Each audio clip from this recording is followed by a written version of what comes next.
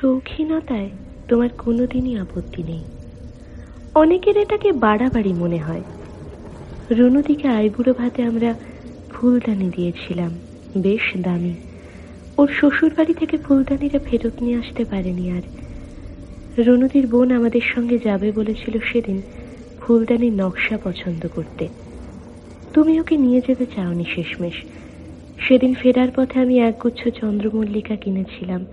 আমরা সেদিন হাসলাম কত, বহুদিন পর। বিকেল নামার সময় আলতো সন্ধে এসে পড়ছিল তোমার চোখে মুখে। কি সুন্দর কথা বলো তুমি। ওরকম দেখতে ফুলদানি কখনো আমরা নিজেদের জন্য কিনবো না, কেমন? রুনুদির বোনকে কেউ সেদিন একটা ফুলের তোড়া দিয়েছিল। সবকটা চন্দ্রমল্লিকা ও তোড়া থেকে ছিঁড়ে ফেলেছে। রুনুদিই বলেছিল, আমি শুনলাম তো।